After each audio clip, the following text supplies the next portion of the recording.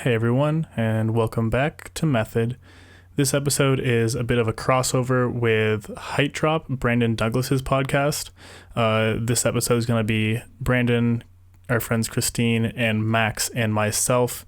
If you don't know who any of those people are, check the links underneath this episode. And if you somehow got here and don't know about Height Drop, go check out Height Drop as well. It's basically like the first parkour podcast that I can remember and the longest running one as well. So make sure to go check that out. Brendan does an awesome job and I love listening to his stuff. But anyway, without further ado, let's just jump into it. It's I was like, hey, what? It's like, okay, so you guys did a water is God line, which is like, I'm not a fan, but also, is it an April Fool's joke? Because it is April 1st. Yeah. Yeah, they didn't really did they explain transparent. the water is God? It's just been like It's a just running like joke. a meme in It's- their videos, yeah. Really? I don't know where it originated from, but it's been referenced for a couple years at least, I feel like. Yeah. I'm kind of a fan. I think it's at least. I mean, at least something true. it's something that's not like, I don't know. It's any sort of like, and I don't want to use cultural diversity in parkour, but it's like not like I jump on rails. It's like something, Yeah. you know. I thought that the long sleeve sweatshirt was dope. I The went to like go kind order. of gray. Yeah. That one was really cool. We both liked that one. We're like, oh, gonna hop on that. And literally went the next day, like April 2nd, and it was sold out in like large and medium. I was like, well, Fuck. I wonder if they're gonna restock that, because that was the one shirt I wanted from that set. yeah. Also, like, all their stuff's always either just like black with like weird logos that don't match my style, or it's really light and I know I'm gonna get coffee stains on it. Yeah. And I'm like, I don't want to spend like $60 with shipping to get stuff. That's They gonna do get like stained. more abstract stuff than anyone else does. Everyone else is like, here is some text, and I'm the most like, Yeah. I'm the biggest culprit of that. So I want to use that imprint or like the shipping fulfillment service. Like I don't have to do anything. oh yeah, just Like drop shit. Is that Yeah. what you do? No. I just No. like that's the only thing I could even think of right now that would work I- for my operation. Yeah, pretty much. honestly, like I can't really be super bothered just because I think I'm still emotionally recovering from everything Yeah. that's been happening. So I just can't be bothered to do any of that shit. The way we're actually going to go in the next few months is Susie now has like a big fat sewing machine and just got an embroidery machine. So we're going Sick. to do everything in-house custom, and then do like Heck very, yeah. very limited drops, like quantities of like 10, Yeah. and then do like monthly drop of like one item at like a premium-ish price. And then like if you really like that product, snatch it up, next month something new, and we'll never make it again. So that like, because you go to a jam and everyone has the same 3 goddamn shirts. Yeah. Yeah. And so if we can Dude. make like a lot of different pieces that a few people have, like there's a bit more diversity and people can feel like a little more attached to them, I think. That's kind I of what love that. Scotchy does. I Yeah. don't know, like they're also one where Mhm. like Skip sticks. Oh, yeah, yeah, like yeah. Sasha Chevo.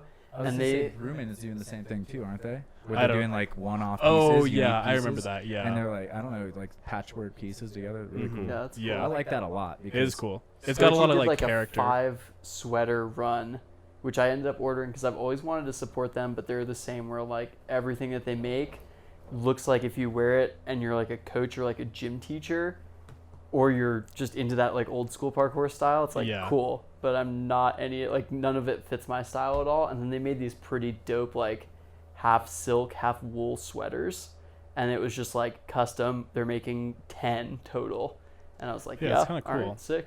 Yeah. That's cool. Yeah, I think we're just gonna be pretty experimental for the next year or so, and then be like, cool, this worked well, or like I liked this more, and then kind of Yeah. maybe ramp up from there. We'll see what happens, but you know, I don't know where to start. I had no idea if we have started. Well, I just started recording just so I'd have us like, if we like jumped into it, I'm like, all right, we're ready. Yeah, totally. But yeah, I'm like, I wonder where, to begin. Obviously, like you said, there's so much crazy shit that's been going on.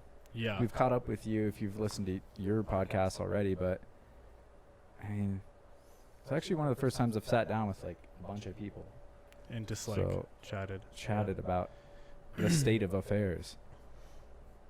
I guess everyone's like kind of made their thing online, clear of like where they stand. So, Yeah. But I don't know. Do I you don't guys know have how any like much- new thoughts or like anything to like say? Christine and I went off on method last night for like an hour. Like we didn't.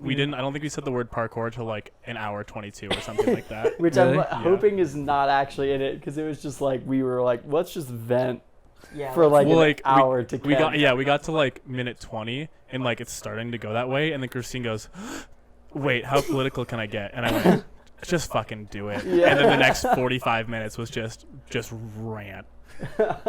Yeah, and then after an hour in, we're like actually started talking about parkour and like actually had a good podcast Yeah. conversation. I was like, and Ken cuts us off. Like, it's been 2 hours. We need to be done. Yeah, like I the saw it take second over 2 half's hours. good. I'm like, I want to go to bed. Oh man, I can't wait to listen to that now. Yeah. You'll need to do like a limited release of the full thing for anyone, and then like just the actual episode can just be the second half. Yeah. Yeah, maybe I'll But- do like prime cut of like the last hour, and then I'll still release the full thing Yeah. for the other. See, the prime cut for me is everything but the parkour. I feel like I want to know Yeah. the rant. Yeah. That's pretty much what Don't- you'd expect, you know. it's- Nothing. Don't be shitty person. Yeah. That's about it. exactly. Yeah, man. It's been really wild to see everyone's point of view, but also everyone's like lack of awareness. From I haven't really said much, but just because I'm still like soaking it in, I'm just being like, I'm just surprised a lot of things that are happening still, Yeah. and it's just weird that people are using it as an excuse to justify like a position that is just like so not the point. That's like the only thing that I haven't really seen discussed as much. It's just like, why is this? I mean, I have, but just why is everyone just trying to justify their position? I just don't get the defensiveness and the weirdness that comes through. We Mm, talked about people- this a little bit last night, so I don't want to Mhm. go like super hard into it, but Yeah. my take on that is that I think people are trying to find an out for potentially being wrong, and would rather find some sort of defense rather than maybe admitting that, oh, I am wrong and my opinion can change.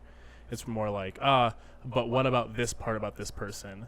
Like, they deserved it because of this, or like XYZ, to kind of be like, I don't really have to look into myself and figure out why I feel this way or why I might be wrong. And like, that's something that I've dealt with for the past few years as someone who has gone vegan, and that's a parallel that I've noticed a lot. Is instead of people being willing to open up and have that conversation and be like, maybe my stance is wrong, or maybe I can think about it differently, it's more like, can't give up cheese, I'm not gonna like consider what you have to say.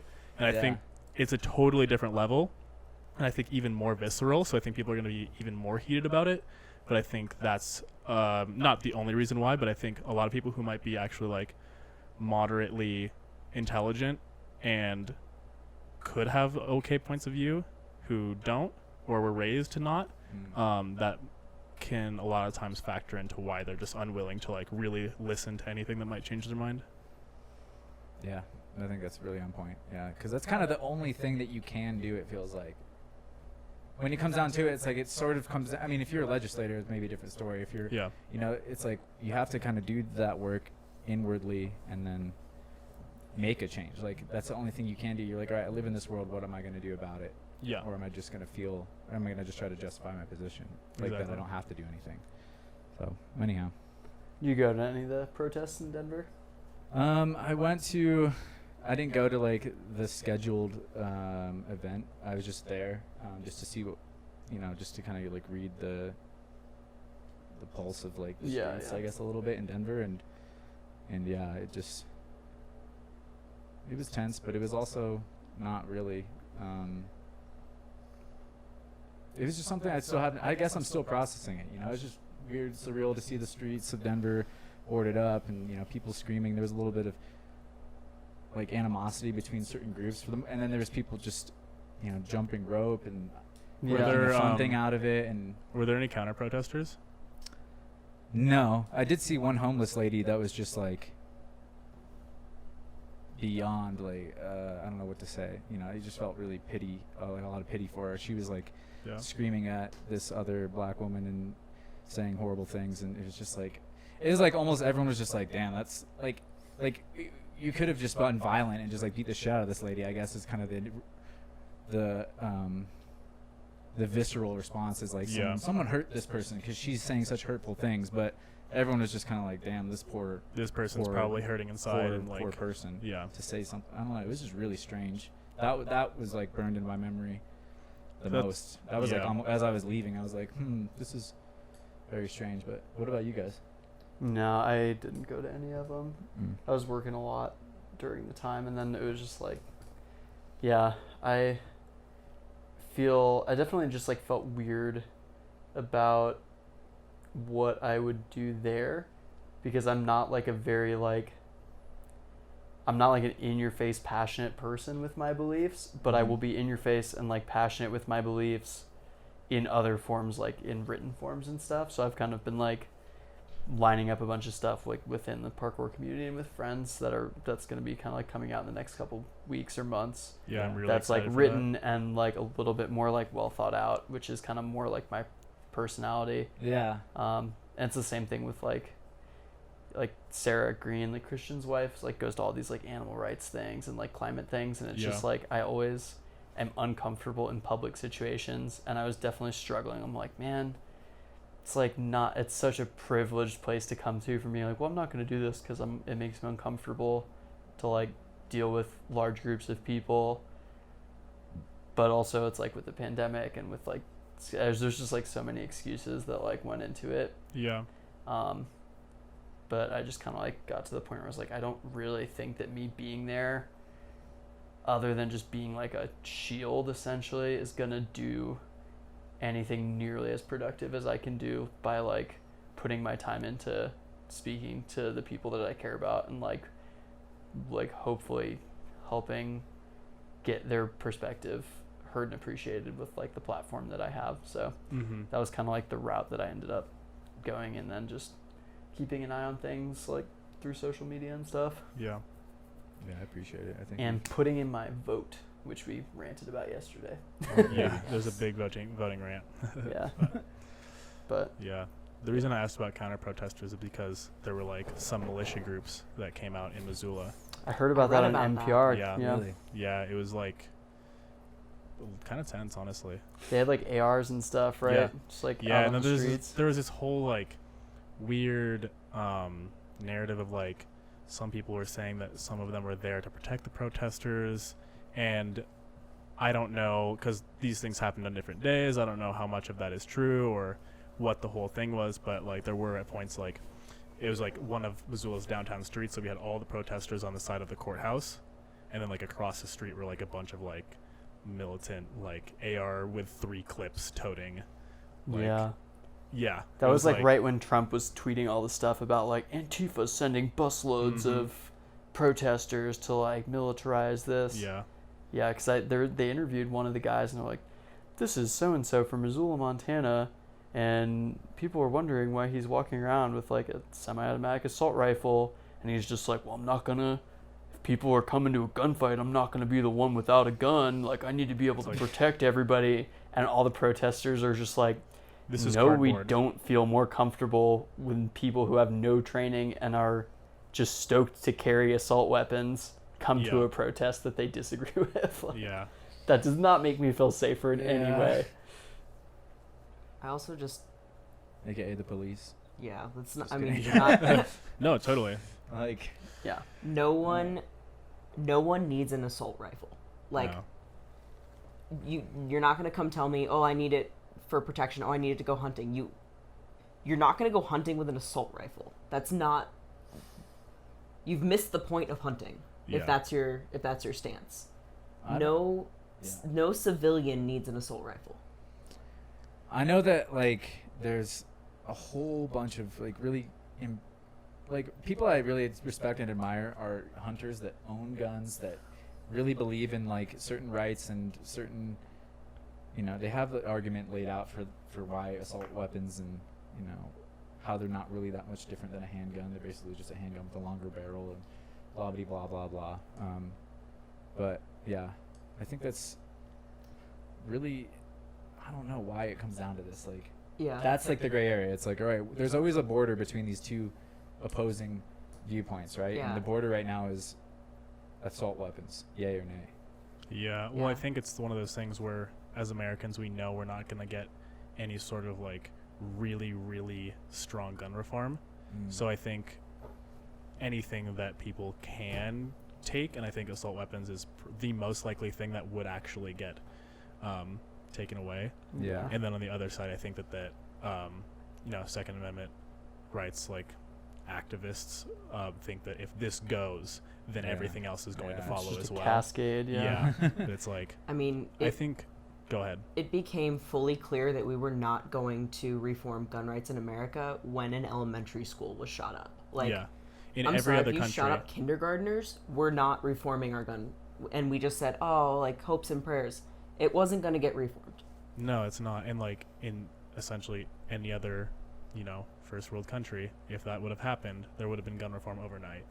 Like, that's what's so fucked up about all this, right? Yeah. Is the fact that we moved so fast for COVID, shut everything down, Well, yeah.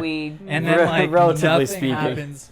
In comparison to gun reform. Yes. In comparison to gun reform, we Sorry. Astronomically Let's just say fast. it's relative. by it's Trump relative, right? standards, we moved Okay, very but quickly. I'm just saying- In comparison to But- putting an executive order against Twitter, slow. Yes. Just like what we choose. Yeah, like that's the frustration. That's the infuriation. Infuriation? That's not a word, is it? But anyhow. Infuriating. Yeah, that's what's infuriating is what we decide to move fast on, what we can legislate and seem to like get done within a couple of weeks or hours. Yeah. I It's think like it's clear that we infuriating- can get shit done, but Yeah. we just refuse to get it done in certain areas. Infuriating is a very good word for 2020. Yeah.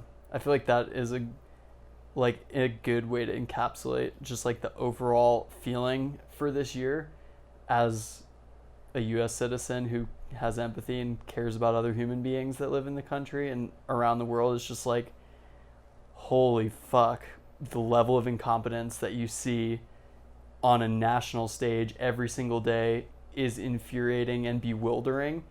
And then the kind of like reactions of people that now have like, again, similar to the 2016 elections, come out of the woodworks where you're like, oh, that's an opinion people still have. Like, obviously, I think anybody who is really surprised by the counter protesters and people who are promoting, like really vocally promoting All Lives Matter and are vocally against like essentially anyone trying to condemn police brutality in America, that never went away.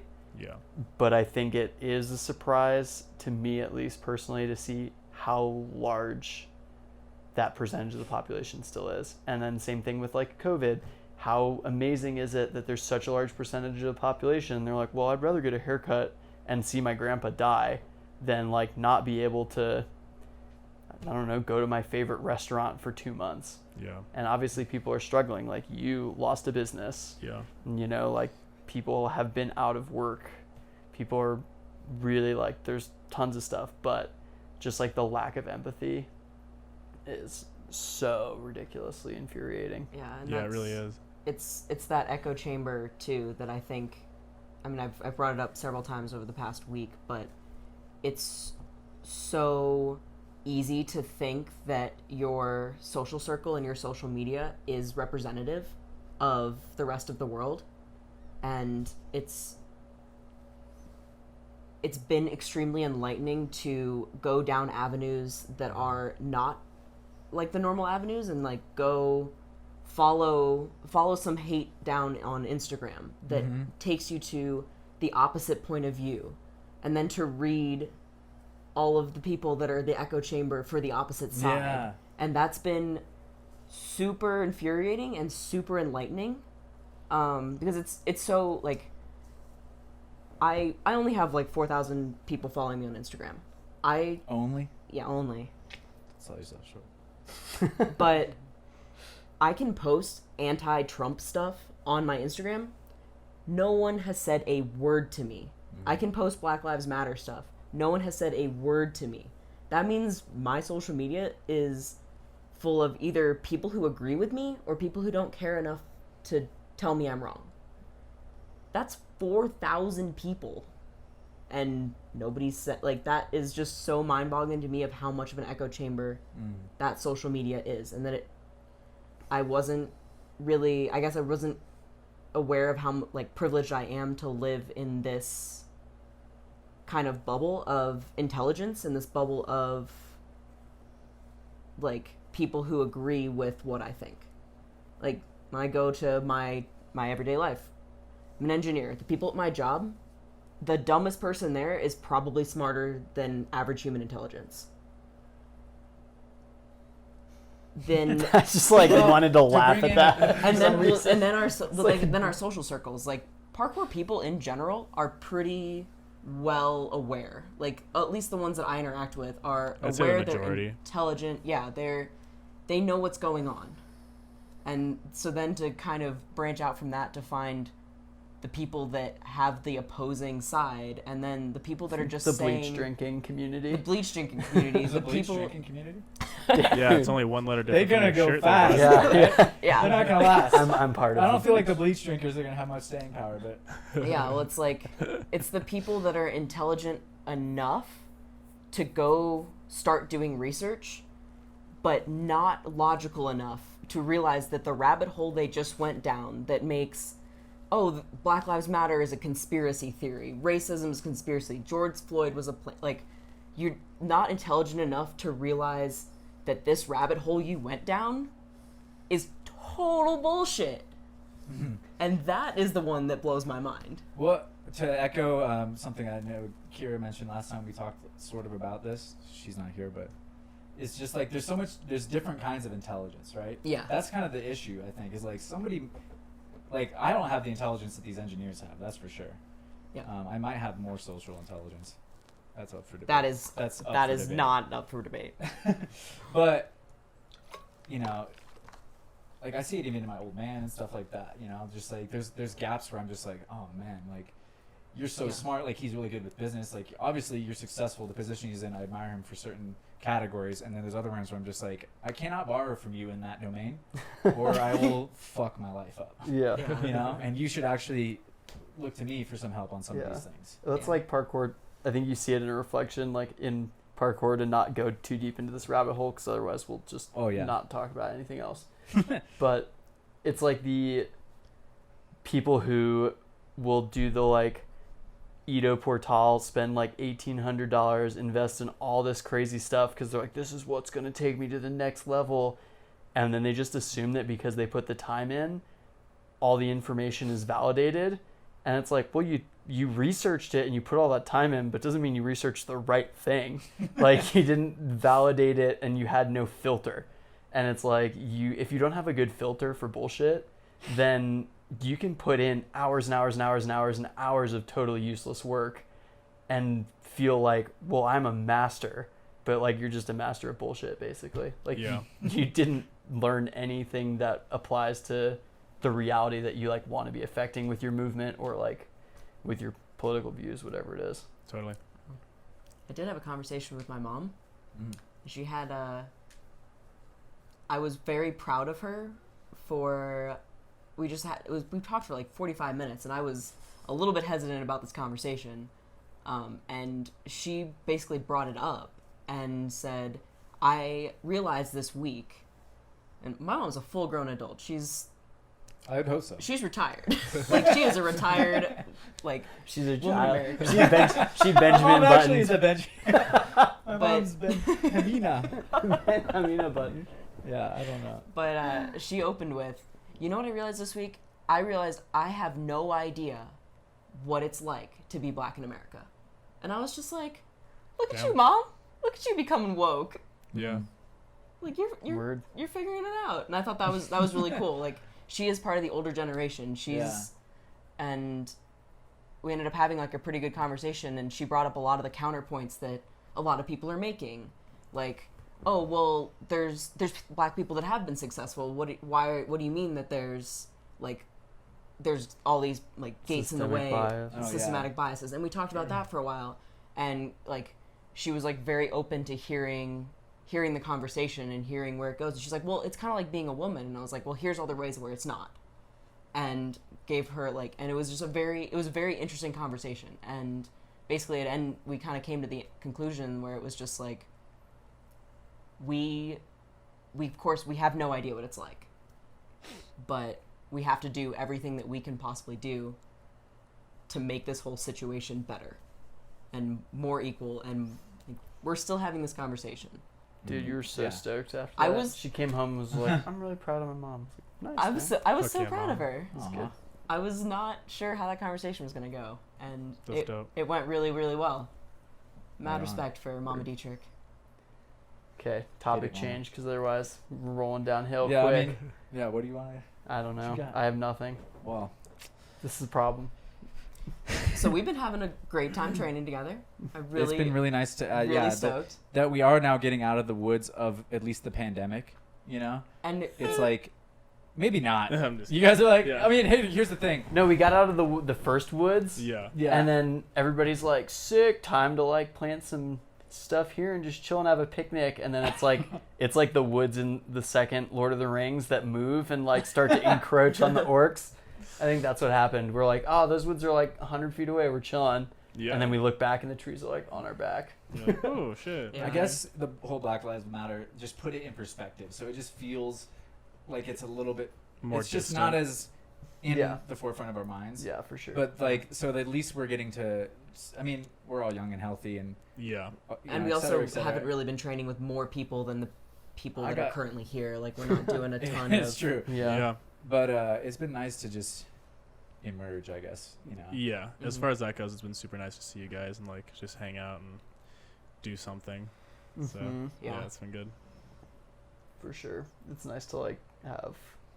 We were talking about how funny it is that like you and Kira in terms of like your training mentality are pretty similar, and Kristine and I are like kind of similar in a lot of ways, and so the dynamic between you and I and between Kira and Steen is like really productive, and we just can like meet up, double date train, and then we go off and do like our own thing, and then Kira and Kristine go off and we just like come meet back an hour later, It's like pretty super great. happy. It's, Sick. it, That's so I'm cool. mad at so it stoked on it. One tiny bit, yeah. No, I really enjoy it. I'm bummed out that my ankle got blasted today, but it's all Yeah, I'm good. sorry, I can just dude. tripod for the next few weeks. Yeah. Yeah. Yeah, make sure you make those crutches a little taller because I'm a little shorter than you. I like the donkeys, whatever. What is it like? I don't even know. Hey, I was like, what I are you just saying? because you can mule kick, like you push Oh, off of okay. that and just, you know. Yes, but they're set for someone who's 5'5". It's not really a donkey. I was thinking of like You just- Dolly, actually, like Salvador Dali painting, where you're like, I just want to be lanky and Gotcha. sticky, Dalai Lama? stilty. The arm No. gestures reminded me of like an 80s action star that just was dual wielding. like shooting guns, like ooh, it's Yeah. through the shoulders. But like dual wielding like Gatling guns Yeah. somehow with like. Or like you know- when they're in like the Millennium Falcon. I've spent at least a Shooting. year of my life in crutches. I'm decent on a crutch. Yeah, you're doing great. I can. We- What I'm saying is, I like to do the balance. Like I can see Yeah. how far. I oh, can and like walk. yeah. Yeah. Okay. It's Wow, really you could fun. have just said that. I should have just said that. It's been a minute since I've done the mic. You know. I'm Yeah. trying to get my thoughts. I think together. we've all had a solid amount of crutch time. How much have you? I mean, yeah, you've been. Yeah, probably around to like a year total. Is that max? Have you? Not really, no. Maybe Wow, like showing a your month and a privilege. half. Yeah. Just I'm wait- at least 6 months. Yeah. Like, yeah, with your broken heel too. yeah. Well, then I had forgotten, but I was actually on crutches at the end of high school because I broke Mm. my ankle the day I graduated from high school. Oh, that's sick. really? Yeah, that was great. That's wonderful. So that was cool. I got to walk graduation, and then I didn't walk for a while. But same ankle as the one you broke. It recently? was, but I just like cracked it. Like not, Mm. I didn't do enough damage to like do anything other than have the nice like 6 to 8 weeks in a cast, and then move on with my Fair. life and go right back to doing everything I was doing before. That was not the case for round 2, but that's okay. My friend Chris Beeble had a similar story back in the day. Shout out Chris Beeble. He's not gonna listen to this, but and nobody knows who he is. But I want to have him on here one day. He's like an old friend. We would have some hilarious things to say. He broke his wrist in middle school on the last day of middle school, and we had this whole epic plan. We're like, dude, we're gonna skateboard all the way from our middle school back to his house, which was miles. And we were gonna hit all the spots on the way, and it was just gonna be the shit. And he broke his goddamn wrist doing a front handspring. I don't even know how you break your wrist doing a front handspring. He broke his wrist doing a front handspring. This is before we, like, either one of us Yeah. knew what parkour was. Not that he ever got into it, but I was so mad at him. I was like, you fucked it up, man. Chris Fucked up our Beeble. whole summer, because then we couldn't skate the whole summer. Yeah. He was my skate buddy. And that just goes to show what a shitty person I am, because I was mad at him for his wrist being broken. That's a great story. But Everybody had one of those in middle school. in a way, he made me a parkour athlete, because I had all this unfinished business. Wow. Dedicated. This episode is dedicated to Chris Beeble. Chris Beeble, the real MVP. Chris Beeble's broken wrist. He's a great dude. Man. Yeah, I don't know. Like we talked about a bunch of random parkour topics the other day. All right, here's something we but- didn't get to last night that we can just I'm just gonna cold dive into. Yeah. Cold dive. What would be the coolest companies to put outside money into parkour? Oh, Oh, yeah. that was a good topic that we didn't hit. Well, we talked about Feiyu was starting to put money into parkour. They're sending shout out Feiyu from the France, whatever. I don't know where they're based out of. That's a good Feiyu from the articulate France. You guys know what I'm talking about. Fuck y'all. I like that they're doing it, even though there's a little bit of shadiness with their history with the the original Chinese manufacturer. Look into it. That's all I can say. But I like what they're doing. Yeah. Adidas and Nike, Yeah. I would love to see get involved, because that just legitimizes us. Even though it might fuck some people over that are trying to build smaller brands, ultimately, I think if Nike or Adidas got involved, it just makes the sport so legitimized instantly. If a Nike gets involved, that now we're all being taken much more seriously, and there's going to be big money behind a Nike sponsorship, and that athlete can then start a grassroots business. Yeah, I don't want to use the word trickle down, but it will eventually. That money will trickle more into the community. Well, I also don't think. I don't think someone like Nike coming in and being like, "Yeah, we're gonna get behind parkour," is going to somehow make people not buy store clothes. Like, that's not gonna be what happens. Like, people are still gonna go find the grassroots stuff when they get more into the community. That's what the community's job is. And if anything, it almost would legitimize the brands. Like in skating, I feel like it's like if you see some dude wearing like a Thrasher shirt, back in the day that was like, oh man, he knows what's up. But then now it's just like Thrasher became such a brand name that there's no indication if you're wearing a Thrasher shirt that you know anything about skateboarding. I want to see those brands collaborate with the smaller parkour brands. Yeah. Like I would love to see like a Nike Modus line. Ooh, like how cool would that be? It'd be super That's sick. probably how they'll get involved, I think, initially. Because that's how skateboarding wasn't it? Nike that's skateboarding. that's how it started SB. out. Yeah. Shout out Nike PK unofficial. And I think big shout. Miguel. Dude, Miguel putting in work. Yeah. For real. Yeah. Hero. Gets me real horny, honestly. He's a tasty lad. I want to see. I think we can look at a bigger scope. It's like the obvious things is like I want Nike shoes that I can train in. Mm-hmm. I want to see tech get into parkour. I want to see fucking like Sony and Canon, because like That's true. because like Canon did work with Scott Bass and they did that And they did store store. video. in the store video. Yeah. But like, what if like a team was like a fully sponsored by say Canon? Like, okay, say what if store was sponsored by Canon and they had a Canon logo in every one of their videos? Kids are gonna be buying T2Is up the fucking ass, Mhm. right? Yeah. You know, like that's gonna be because like what's the one thing that everyone does besides do parkour is make Mhm. videos. So it's like- really onto something there. I Yeah, if think. like GoPro like really got into the parkour sphere, like every kid's gonna be buying up a GoPro. yeah. So it's like I would love to see tech like more involved in that sense, because it's like we make stuff, we use these things. Like we have equipment outside of shoes that not everyone needs, but people who care about the sport are gonna use those types of things. Yeah. Right. Like Cool. GoPro also is putting seems like they're giving a little bit of money to some parkour athletes. Yeah, which is Mhm. great. is- I yeah. would love to just see like more involvement in that sort of sense. For sure. Like what if like DJI started throwing drones and money and like, because now they have action cameras and stuff like that. Like if they Mhm. threw like fat money at parkour, everyone would stop buying GoPro and start buying DJI. Like yeah. I do wonder, I think one of the main limiting things that is not as much now, but back in the day would be like when people would have like affiliate codes and stuff. yeah. That's like the biggest step that companies take before sponsorship. If you're a major company and you're getting approached by thousands and thousands of athletes, Yep.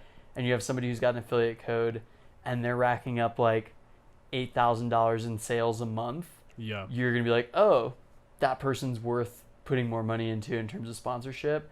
And I feel like there are, athletes like Milo was, I forget what the drone, like the autonomous drone company is that he's always plugging, but like they like SkyOp or something. SkyOps is Kai's thing. Yeah, it's Kai's It's brand. Kai's thing. Okay, whatever Milo's. I know what you're talking about though. Yeah. That's really cool. I'm not sure what the brand is, But they were like throwing him some money just to like make videos and Yeah. promote their stuff. But it's like Skydio. Skydio, yeah. And how many parkour people then?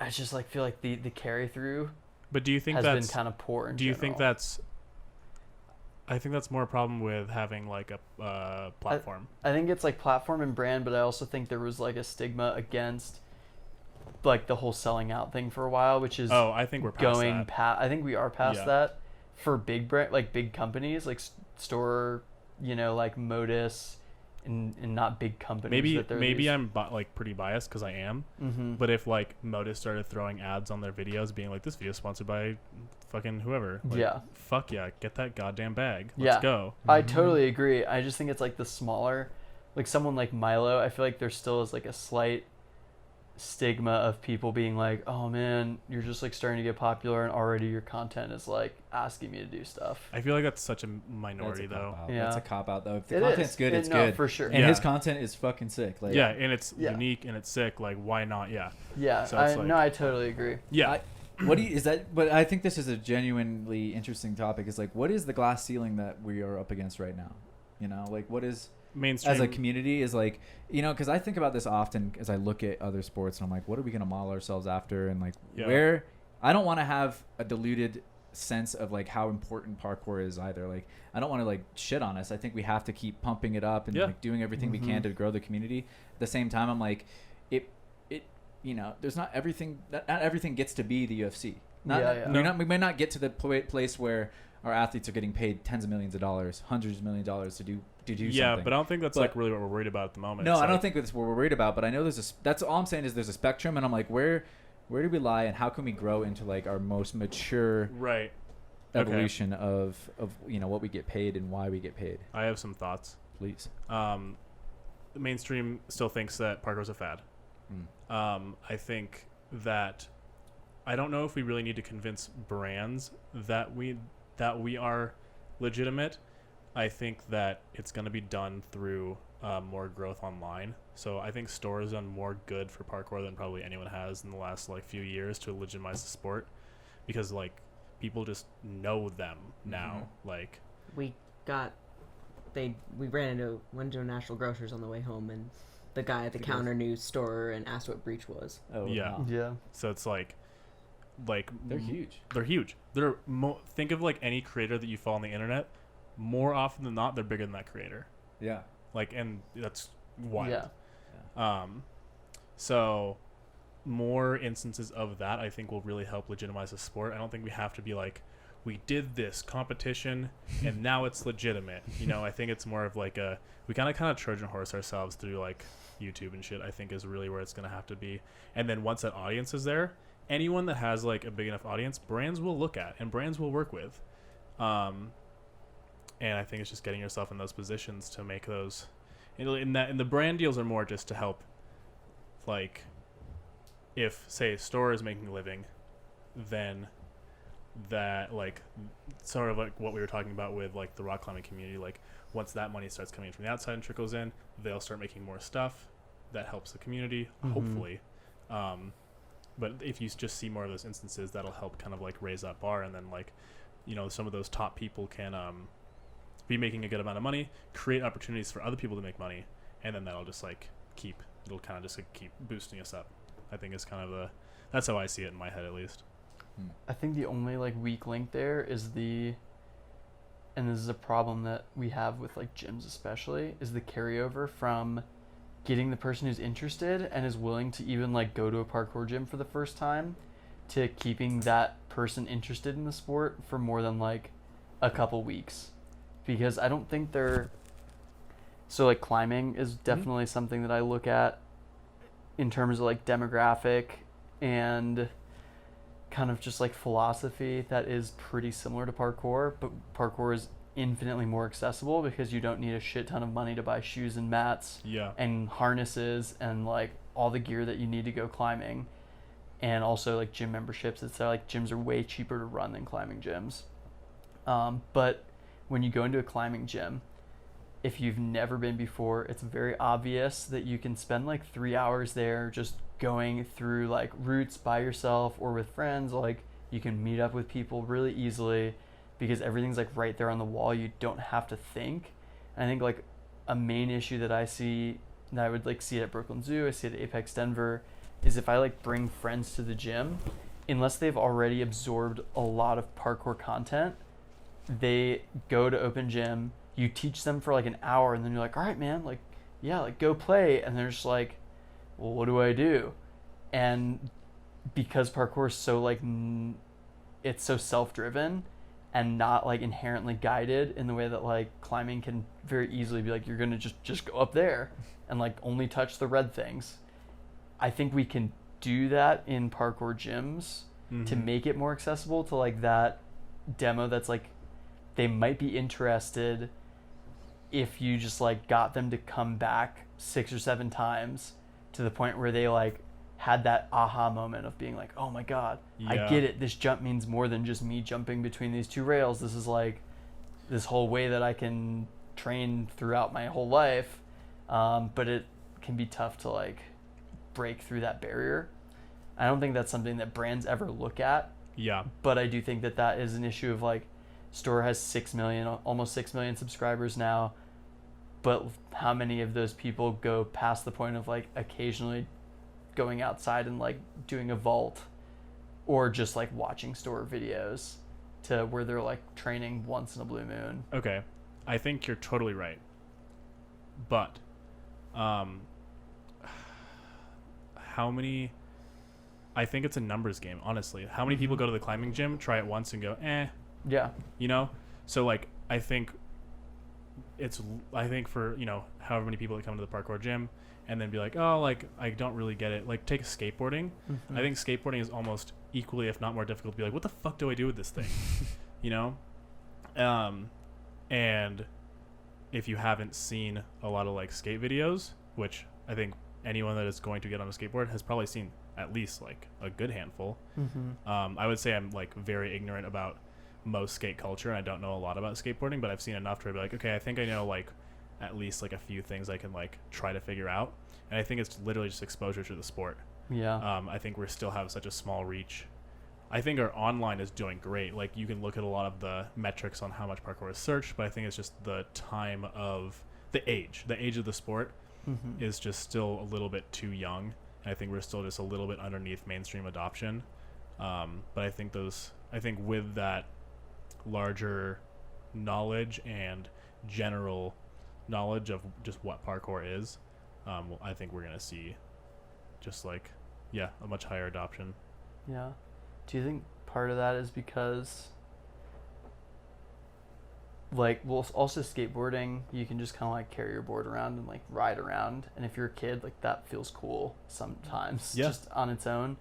But I'm also wondering if it's because like parkour can be sensationalized so easily to the point of like almost just like you get numb to what actual parkour looks like because you see all these like ridiculous stunts in pop culture and that becomes your reference, whereas like skating or like, you know, like surfing, they're all sensationalized in like pop culture and in film, but there's like a limit. Whereas in parkour, I feel like you're seeing people doing like 50-foot drops, and when you go to a gym and you're like, hey, we're gonna have you balance for like 20 minutes and then you're gonna jump like 4 feet because you're a child with weak legs, like, and these kids are like, I just want to be Spider-Man, like taking massive drops. I wonder how much like that contributes as well, if at all. And I think that probably does have, I think it's, you know, it is going to contribute. I think there's no way it doesn't contribute at least a little bit. And I think that might be a problem that we have to face uniquely as parkour. But I think that surely skating had different issues that they've had to overcome that are probably just as annoying. Well, like they had like the whole negative press around like skate culture in like the 90s. And I think parkour is doing a much better job as far as creating positive culture. Yeah, and the more content we make, it's like that will eventually drown out the super ridiculous stuff to the point where people will look at that and be like, that's ridiculous. Yeah, it's like, what about this? The Rock can't do a 40-foot one-arm cat leap off a skyscraper. And Yeah. like, but that kind of stuff is so common, and people are just like, oh yeah, that's... That happens. Like, I remember I watched that movie Skyscraper with my dad, and he was like, do you think that's possible? I was like, no. That's not even remotely possible. Have you seen the image of the movie cover that gets spread around? The trajectories, yeah. And it's like, no matter how fucking fast he went, he's not making that shit. He would have had to go like, it was something like 70 miles an hour to like make the actual jump. Oh my so good. You can't run 70 miles an hour? Yeah, not yet. Oh, God, you guys gotta step it up. Gotta get on your sprints. I mean, I didn't say anything. I can run at least 70 miles an hour. 71, precisely. 70 on a good day. Dude, I wonder why like more like energy bar companies and like things like that haven't gotten into parkour. Yeah, I'm not sure. I think it's the same reason why like some of those major sports companies haven't. They're just like watching, and they're like, I don't know if it's I definitely it feels like when one company makes the leap, others will follow. Yeah. We just have to get the first big company in the door, and that's because it's kind of like, I'm sure there's handshake agreements somewhere where it's just like, yeah, we've thought about that. We've got parkour kind of on our radar, but we're not really. But if one company took the leap, if like Nike took the leap, Adidas is gonna follow. I feel like and I feel like Red Bull's just been like poking parkour with a stick for 10 years. If they like actually like committed to it hard, I feel like that would make a gigantic difference. I don't know. Red Bull commits pretty hard. They do. Like, think about how much. Okay, this just is true. Because I've been to Art of Motion for so many years, they probably spend, no joke, like, I wouldn't be surprised if they spent upwards of like $4 million on every Art of Motion event. Yeah. With between like televising the whole thing, like when they're in Santorini, they like rented out essentially the half of the town. Yeah. Like, you're getting everybody there, paying for everything, doing all the media promotion. It was televised around all of Greece. All these other like things that go into it, getting insurance, et cetera, et cetera, et cetera. And they've done that for over a decade.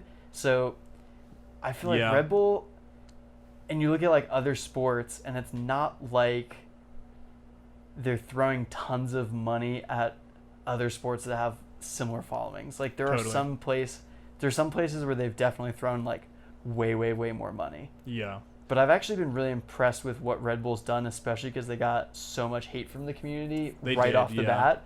And they were like, whatever, we're just going to like keep doing it. Yeah. And then like 13 years later, they're literally the only major company that is still invested in parkour. That's true. Like K-Swiss dropped out, like all these companies that like G-Shock, although they just did a thing with, but there were like a bunch of like different random companies it's in hard the beginning. To know where we sit with like, because Red Bull has their hand in so many different things. Like they have MTB, like mountain bike downhill racing, and they have their own Crankworks event. Like some of them, they have like tiers. They have the Flutog or whatever, like weird shit. Yeah.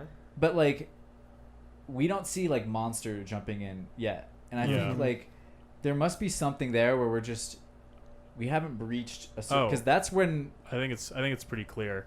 And I'll rescind what I said about Red Bull earlier and like caveat it. Red Bull US needs to step in. Yeah. That's what needs to happen. Yeah, that's very true.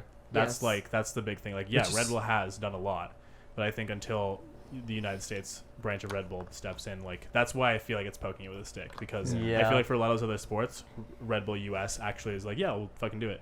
But then it's like, except for the one series in 2011, 2010, like the Detroit. That was 2011. Like that's the only US Red Bull event that's ever happened. Which is also because it's just a small market. It was for a long time. I don't think it is anymore. It was a smaller market in America than in Europe. And I think obviously there's a lot of strategy that has to go. Like there's so much work that goes into that one thing, but I think there's a more. I would rather see 7 smaller Red Bull events throughout the parkour season than one really big, like Red Bull Art of Motion once a year. I think that would make a bigger impact. Yeah. Or just have somebody sponsor SPL, which really would be like, SPL essentially has created the best competitive format. Yeah. And they're like, hey, we would love money from anyone that doesn't suck, and no one's taking advantage of it. Like literally someone could just be like, hey, Renee, Tom, here's like $200,000 to do with as you will. And they'd be like, throw your name on everything. You know, Exactly. I don't think We're going to call it the Your Brands games now. Yeah, Yeah. like I don't think they would. I mean, they wouldn't sell out. Like they wouldn't allow No, anything important to change about the company. No, I know they would But- never be like, let's change the integrity of this. Yeah, But it's it like, would- who cares if it's called the fucking Dell PC? Well, I think they probably Skill. do care. Ultimately, they want that IP. yeah, maintained, the right? ownership for Yeah. sure. Otherwise, then it could just get.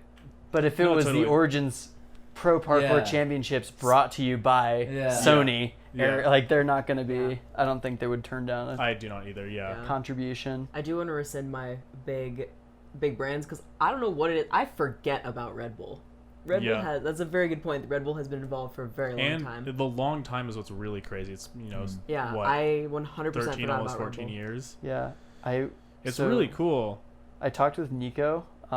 We'll check. This was a couple months ago when I was researching an article that I was writing about like the history of competition. Yeah.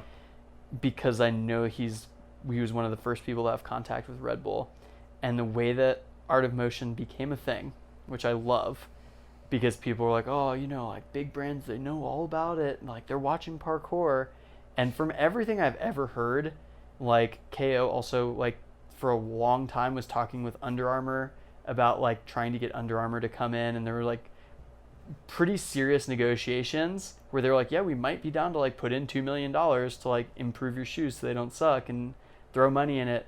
Every single time that happens, people in the parkour community are like, oh, they have to be watching. And every company's like, oh, yeah, like we knew what it was, but whatever. Like Yeah. there literally has never been a time that I've heard where they were like, yeah, we've been waiting for this moment for you to approach Well, us. they're definitely not waiting for Yeah. I don't think they're parkour waiting people for. to approach. Like Yeah. it's going to be sitting in the sidelines. Like, I mean, we get this with my company in aerospace. Like, we have our one contract, and we have stuff. Once that one thing is successful, there's 6 contracts lined up behind it. Yeah. But these people aren't going to throw money until this one works. Yeah. And that's fair. what everyone's waiting for. Everyone's Yeah. waiting for the one to work to then have like, yeah. People. hey, yeah, we're in too. We know Yeah. you can do it. We know you can perform. We know that you're going to represent our brand well. So we want in too. Yeah. Well, and then so to finish that Red Bull story before I forget about it, basically like Nico and his friends, thinking Red Bull like knew all about parkour and were really interested, hit him up and they were like, hey, we'd like you to sponsor our group. And you're like, oh, a parkour group? Well, we don't actually like sponsor any groups for sports, but we do sponsor individuals or events. And then they were just like, hey, so like want to sponsor a competition in Vienna? And Red Bull was like, yeah, okay. And that's literally how Art of Motion started. It was That's like they crazy. just fully approached them and they were like, got denied. And then they were like, well, what if you try this? And then Red Bull was like, yeah, I guess we got some money. We could do that. And I think that that's a big reason also why it hasn't transitioned as much to the US is because the whole core team that started it Yeah. was like essentially the Vienna parkour community. Well, yeah, and I feel like it might be the case where if someone in the U.S. had been like, "Hey, Red Bull US, want to sponsor an event?" They'd be like, yeah. I don't know. Maybe they would have. Like, what Who can we knows? do what can we do more as a community, I guess, to create that like proof of concept that Kristine was talking about? Literally SPL. Like, Yeah. like that's the best like product that's out there right now for people to be like, "Oh yeah, that shit's they're doing it." Mm-hmm. In my opinion. I feel like it's SPL is a huge one. I think the other one is we just have to be okay with getting told no. Like it's just Yeah, got to be absolutely. more people with platforms that are arguably big enough It's like trying to to just collaborate. say, "Hey, I'm willing to collaborate with you on this. You throw me $200, I'll do this thing," and Yeah. grow it from there into like it has to be more people. And I'm preaching this, but I don't do this. More people that are willing to approach companies and be turned down. And be willing to start like kind of small too. Like you're not gonna get Yeah. your $3 million competition deal, Yeah, off yeah. day one. Maybe like do like a few like sponsored projects and then be like, yeah, now we have this good relationship and you've Yeah. shown that like I can provide value and then like go from there. Yeah, like Ryu and Strike were good examples of that with like SPL and Origins. Where, Yeah, like exactly. they were putting in some support and stuff. It's just interesting because I do feel like the proof of concept like store is a great proof of concept. Like Absolutely. they have an insane amount of followers. They have a ton of engagement. They have like a very adamant fan base, and obviously like they're getting jobs, but it hasn't been. And maybe they are like working on stuff that's just like gotten sidelined by COVID. I would be curious how much, and I've never asked any of the guys, but how much of the stuff that they do is stuff they went after, or if it was all stuff that, not all, but mostly stuff that they got approached with. Like, I don't know if they're actively reaching out to jobs and to companies and doing any of that, because they don't really need to. Yeah. Is the other side of it. Like, they're also busy. I bet mostly they got reached out to. I know Six but Underground. I wouldn't know. Yeah, 6 Underground was just Michael Bay being like, "Oh, sick! Yeah, Let's hit those guys they're up." Like, fucking email those guys. Go. Yeah. So well, the landscape's changing too, right? Like that. This concept of 6 Underground, like wanting to, like they are just like, okay, that those dudes have 6 million followers or roughly, and so we know we're gonna pull in an audience. You know, it's kind of like the game's changing. Like you become superstar brands and you're getting like involved in that way. Yeah. I think like you said, the proof of concept, we don't know if it'll be maybe competition as a proof of concept or like this kind of brotherhood of videos or like a amalgamation of like people.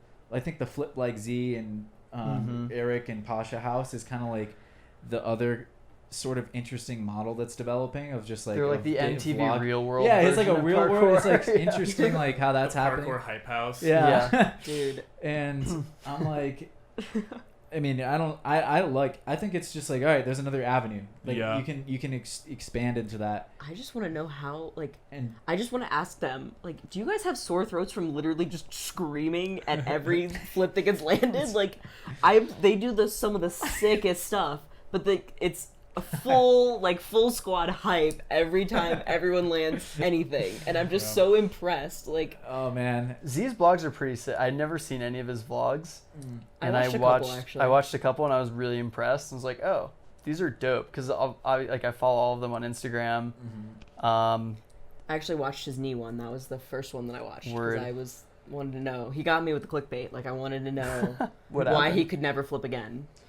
Yeah. Or I'm not flipping again. And we got like he does a good job.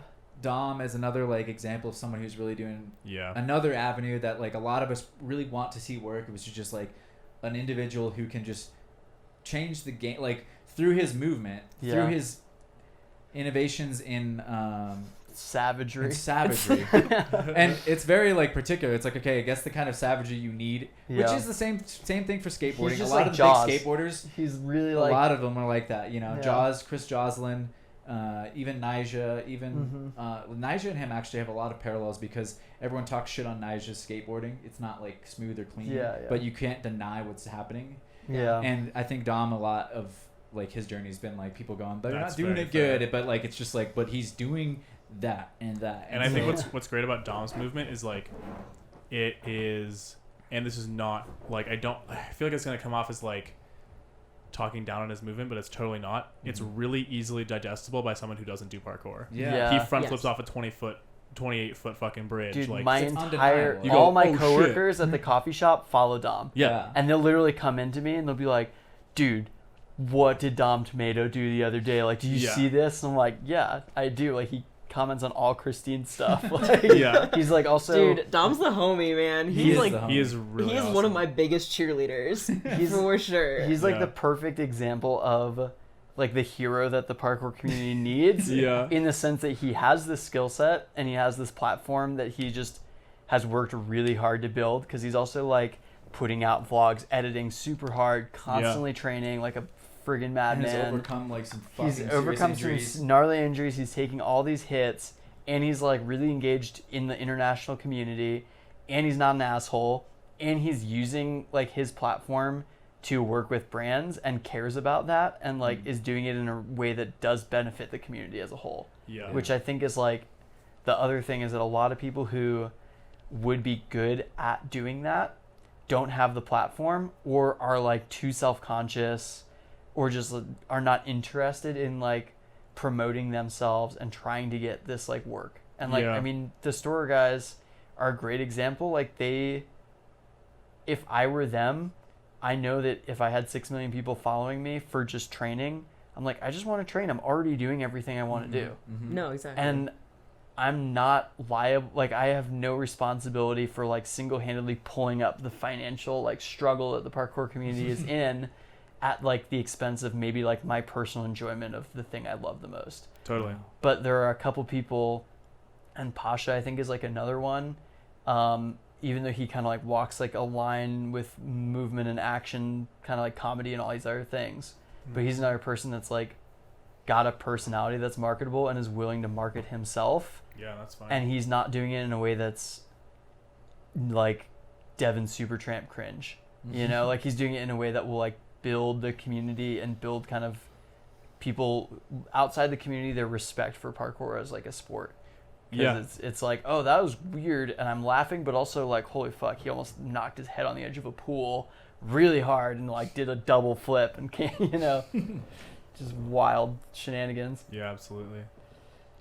And I think, bopping back a little bit, I think that, at least in the near term, the support from outside brands is going to come to content creators and online first before we get really big movements on the event side, because of you literally can't reach enough people unless we specifically get a deal with ESPN.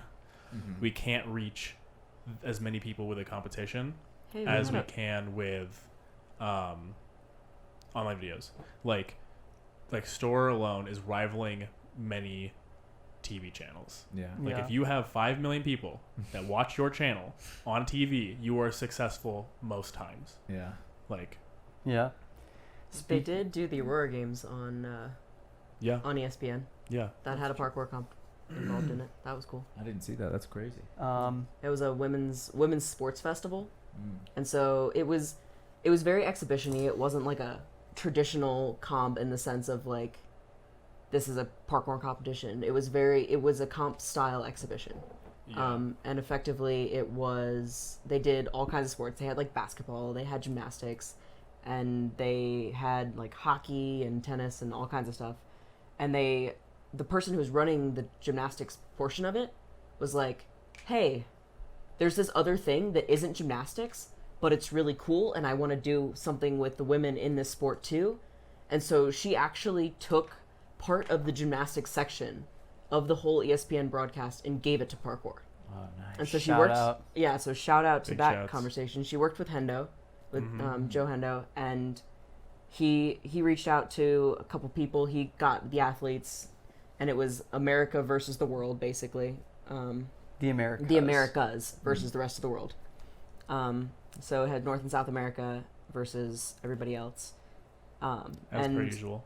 As per usual. And it was really cool. It was like 2v2, like there were 2 people on each team, and it was a cool little comp, but it was aired on ESPN. And Yeah. I had coworkers come to me and they're like, hey, we saw you on the Aurora games That's because I was fucking judging. sick. And it was like, That's epic. then like I had one of my coworkers was like, yeah, my mom watched this, and she called me up and asked me which one you were. And I was like, I don't have the TV. Like, I don't know how. Which one you were. Excuse me? But like my college roommate happened to just be watching this Oh, event, and she texted me. She's like, "Are you on TV right now?" I was like, "Oh, So that was cool. sick." That was cool. Like that kind of got. It was only 4 athletes. Like it wasn't a big damn deal, but Yeah. that was cool. It was on ESPN. Yeah. Oh, It's yeah. it's those like, that's a really cool thing. It's like any like little step closer is Speaking is of progress. being on TV and being a step closer, Ultimate Tag. I was gonna ask if Chase Tag, what you feel like. And Chase like Tag. Chase Tag is done I too. think honestly, like World Chase Tag is sick. Yeah. I think it's cool. I think it's a really great- obviously marketable too. Yeah, I think it's a great like 1 degree of separation from parkour, to where you can be like, these people are essentially doing parkour movements in a different format. Mm-hmm. It's undeniably parkour stuff, but you can't just be like, well, you're like, we don't really play tag in parkour, you know, like. Yeah. But I think it's the best 1 degree of separation we've had Yeah. in parkour, because like, fuck Ninja Warrior, like whatever.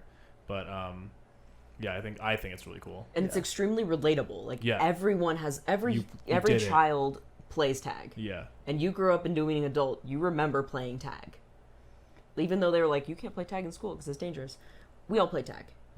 And then now you've got this sport that people can very easily understand, and that's like The rules are so simple. That guy's trying to get that guy. Yeah. go tag them. Like it's fast, it's cool. Like Yeah. And like the highlight reel, like if you go on YouTube, there's one of the videos that Tavon shared, and it's like got like 40 million views. Yeah. And the cool thing about it is it's not people shitting on adults playing tag, which I feel like the comments were initially. Yeah. The top comments are like mostly people who are just like, damn, that's sick. Like Yeah. in various like levels of hilarity. Essentially what they're saying is like, these dudes are hella athletic and this is pretty ridiculous but also really cool and I want more. And I feel like it rides such a weird line. People be like, wait, adults playing tag, this is kind of dumb. And then you're watching like, but it's kind of fucking sick. yeah, well, But and it's that's kinda like weird, but ultimate it's kinda tag sick. And like, is yeah. trying to like definitely I think ride that line too. yeah. I haven't watched anything other than the first episode. Yeah, I watched the first So- episode. It was exactly what I expected, which Yeah. was just like it's TV. Reality it's not really show a version. competition. It's not really parkour at all. But it's gonna put parkour athletes in front of people and make people realize that if you want skills like people that win this show or this game, Yeah. then Yeah. parkour is a good Yeah. thing to be doing. yeah, it's like, is it cringy? Yes, but in the same way that like American Gladiator was cringy and And Ninja Warrior. and Ninja like, Warrior's cringy, and how freaking cool is it that our friends are on a primetime like show? Yeah. Like that's Super so cool. sick, and the fact that like we personally know those people Well, and that what I- are oh, yeah. that just are out here being like, of course they're being characters, like it's a show, Yeah. but at the same time like you know they didn't want to lose, so because they all have egos, like you know they don't want to look like an idiot, so they're trying hard, Yeah. which is cool. Like I only saw the first episode really, but what I like about it is like Ninja Warrior. They're both like I mean I can't watch these kinds of television shows. Yeah, they're not yeah. for me. They're for family. Yeah. You know, evenings after dinner or whatever. Like you know, maybe if I have kids, I'll be like, all right, I'll be into it again. yeah, You know, but it's more catered to parkour strengths and like abilities Mhm. than is Ultimate Beastmaster or the Ninja Warrior, which is going to cater to climbing. The Mhm. climbing Well, community. also it's not ashamed of parkour people being in it. Where Ninja Warrior did literally everything they could Mm. to hide the fact that parkour people did well, including to the point where like they told people like Ellett Hall who had massive followings on Ninja Warrior and were incredibly successful, like, hey, you can no longer say you do parkour on the show and you have to make up other shit that explains your skill. And he was like, cool, I'm not going to be on the show anymore because you guys are yeah. like Yeah. assholes. And they like he posted their new submission forms at one point and it was like, what do you do like as a physical hobby? If parkour, what else do you do? What do you do for a job? If parkour, what else do you do? Nothing else, like literally just parkour. And it was like, how can we avoid giving any credit to this sport that like you were on Ninja Warrior with the fastest time for like, there are a lot of parkour athletes like Levi Muhlenberg pretty much single-handedly brought Ninja Warrior to the US from Japan when it was Sasuke. Oh yeah. Like he was the first major American dude Yeah. to become like an icon on G4. Mhm. And then they were like, oh, this actually could be a thing. And now it's this massive industry. Yeah. Yeah. And they were like ashamed to talk about parkour. And the cool thing for me in Ultimate Tag was like, he does parkour, she does parkour. Yeah. They're a badass parkour athlete. And That then I person was does like, martial arts. Exactly. oh, everything else is really cringy, but like at least you are giving them credit for doing parkour. Yeah. And I think, For better or for worse, like it's and there. obviously I think the some of the big differences there is that like I think parkour is involved all the way to the top as Yeah. far as production goes. because And- Corey yeah. was like the producer. Exactly. Oh, yeah. And so it's like, why would he be like, Yeah. oh, don't talk about like, Yeah. but then also like, whereas Ninja Warrior saw how it could become an industry, I don't think Ultimate Tag can do that. So there's like, what monetary loss are they going to take if they're like, oh, parkour athletes are good at this, Yeah, that's Yeah. you true. know? I am so not looking forward to people asking me when I'm going to be on Ultimate Tag. Oh, That yeah. is That's not even my gripe. My gripe with it is that we have to cater to the cringe. I guess I just don't understand, like, because again, I'm not. Maybe if I have young kids, I think I might Yeah. understand at a deeper level of like why we want this kind of like fluffy bullshit and like people not really being genuine. They're just kind of like, I'm that, Yeah. you know, and just like fine, I get it, but I just. And actually, they're doing the hard work. Like, 'cause I can't do that. So Yeah. I really respect everyone that was on that show because they're willing to do kind of something that I think is cringeworthy, but like I'm not gonna shame them for it because basically it's kind of like an ego thing. I just don't want to look that dumb, in my opinion. You know? Like, Yeah. I'm like I don't want to be selling myself to like the masses. I wouldn't say it's dumb, but it's just, you know what I mean? It's just not you. I don't want to be shitty. I'm just saying, you're willing to put yourself out there and just talk off the top of your head on a podcast for 2 hours. yeah, that's how I'm willing to look dumb. And say I things look where you're dumb like, as- that was fucking stupid looking back 2 years exactly. ago. And I'm Yeah. the same We all way. look dumb our own way. Yeah. And we all like carrying a torch of like ignorance. It's and like, what hill are you willing to stupidity, die your but, dumb like, ass on? We're Yeah. blazing the trail. It's like, I'm At least their dumbasses died on the hill that's paying them like probably tens of thousands of dollars. We're doing it for free over Exactly. here on Fuck. Hate Drop. No, I'm like, Yeah. I was willing to just be an asshole on the mic, you know, early on. Yeah. And now we have like a lot better content and Yeah. more people having podcasts, and conversations. And I don't know if I've helped do anything to blaze that trail, but I think that we all have to like carry the torch a little bit of the way. And I think it's just kind of like you're always gonna look like an asshole when you're doing it because you're doing something different. Yeah. And so I admire everyone that does anything with that show because of, you know, for me, it's like, I can't do that. That's awesome that they can.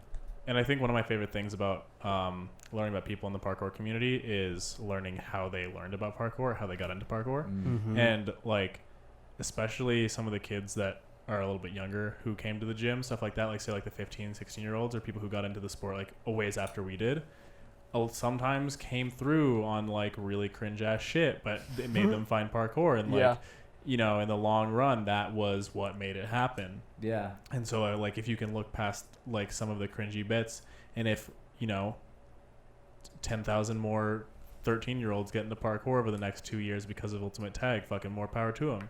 100%. Heck yeah. They're doing So- more than, Well, because you see, being on Fox. what's really cool is they're like, hey, here are these characters. Yeah. But then those characters all have an Instagram following.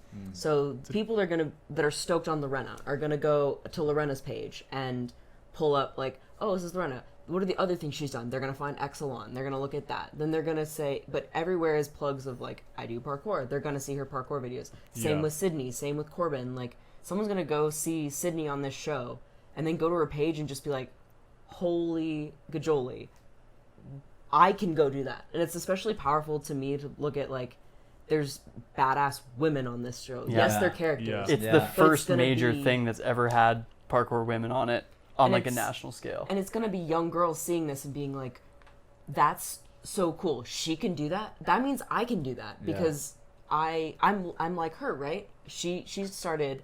She was my age once. Yeah. I could go and get into parkour. Like, I could go be on a show. I could learn how to do a backflip. Like, Yeah. heck yeah, that's so cool. They're killing it. They're absolutely I killing feel like it's the equivalent of like, do you remember in the 90s when Disney would do all the like really cringy like skate and surfing movies?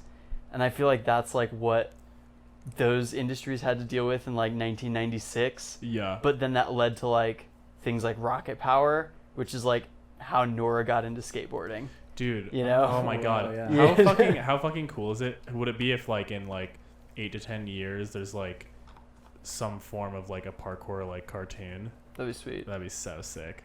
Brian Prince animating it. Yeah, dude. Just little like, just Tam. like, And Tam, yeah. Brian Prince Squad. and Tam collab. oh, that'd be so awesome. Does Tam animate too? I Yeah, didn't know that. that's her job. Oh, Yeah, cool. just like some like silly like Cartoon Network show that's like Phineas and Ferb, but they do parkour. But then it's like as good as Avatar, and then we have the best thing Okay, ever. don't stretch. You're reaching. I'm reaching real hard.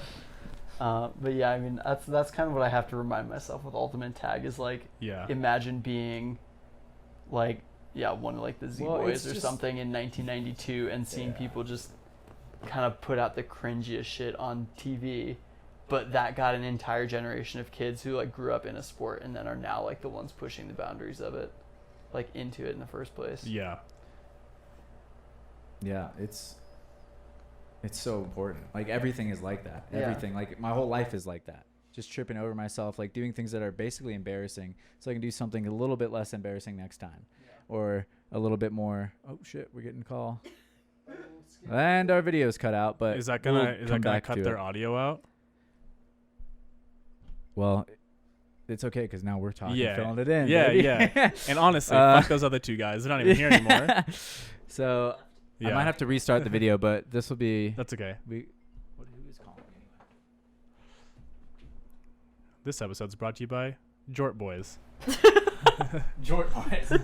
I thought you were just gonna like totally plug Method so hard. Like Oh, that would this just like plug like this Unparalleled episode of Online High or some Drop shit. is brought to you by Unparalleled Movement. This episode of High Drop is brought to you by Method, the superior parkour podcast. just shit on you. Please. No, it really is. I recommend it's not. anyone who's interested in actually listening to a legitimate parkour podcast. Method has been killing it. You guys have been Okay, great. I didn't want that plug, but You're getting but the plug. thanks. Appreciate you.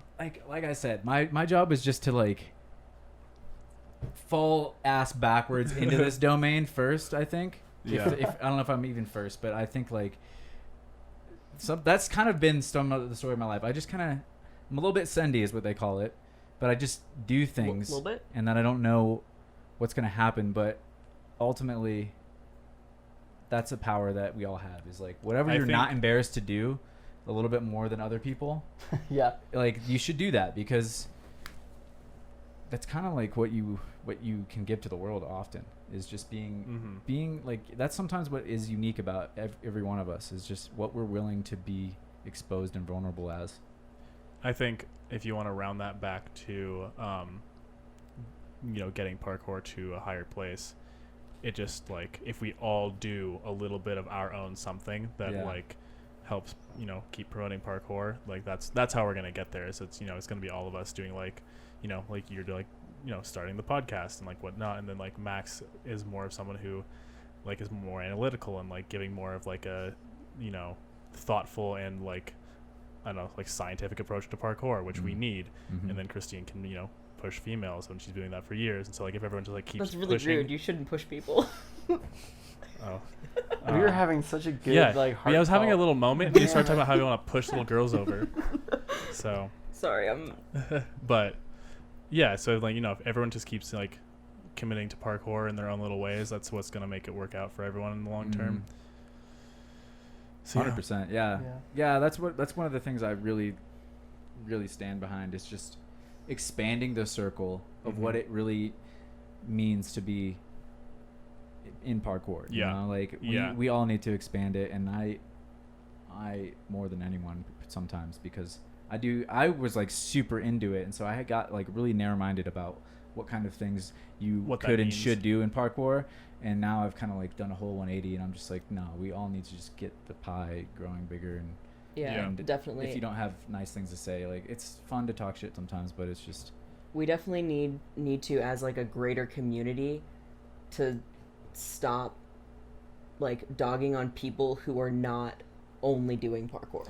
oh my god. And I think that that's needs to like end immediately. I don't that's think that's I kind think of that over, isn't it? culture's like gone away, which is Yeah. really cool. We talked a little bit about this yesterday, but just the allowing the things you've learned in parkour to grow into other ways you can contribute to society that you're also still giving back to parkour, and you're leveraging skills like leveraging videography. You've leveraged parkour to get you into the podcasting realm, to get you into like the next thing, like finding those avenues. We need to be like as a community celebrating that and looking towards what people can do next, as that's not necessarily I'm just going to jump on stuff. Like what content can we create? What's our next step? What tech are we plugging? And I just want to, especially like content, I really want to see like just more diversity in like styles of content and stuff like that. And I think this last like 12 months has been like exceptional for parkour content. And I just want to I think we're just kind of like tip of the iceberg. So Totally. Yeah. You just made me think of Shower, both of you guys, and there's Alex Shower. Because he's another like he's pushing the boundary in this like I guess it's he's just showering so hard.